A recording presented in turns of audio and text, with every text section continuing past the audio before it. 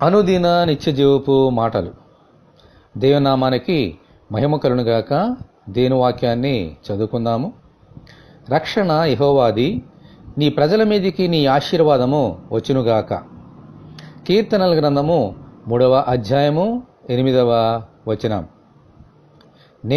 నేనే యెహోవాను, నేను తప్ప వేరొక రక్షకుడు లేడు అని చెప్పబడిన రీతిగా ఆయన తప్ప ఈ లోకములో ఎవరూ మనలను రక్షించలేరు.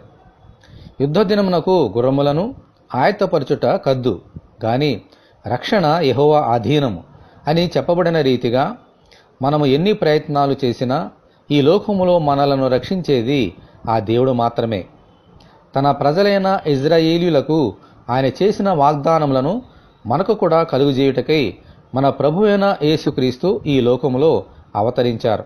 దేవునికి స్తోత్రములు కలుగునుగాక. హల్లెలూయా. మన ప్రభువైన యేసుక్రీస్తు ద్వారానే మనకు రక్షణ, ఆశీర్వాదం.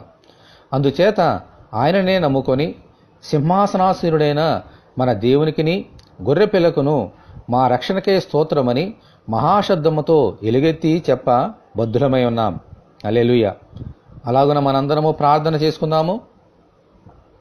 ప్రభువా, మాకు రక్షణకర్తగా ఉన్నందుకు మీకు వందనములు.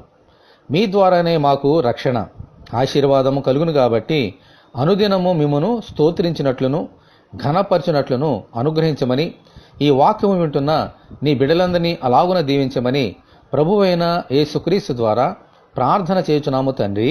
ఆమెన్. ప్రభువైన యేసుక్రీస్తు కృప మనకందరికీ తోడై ఉండి నడిపించునుగాక. ఆమెన్.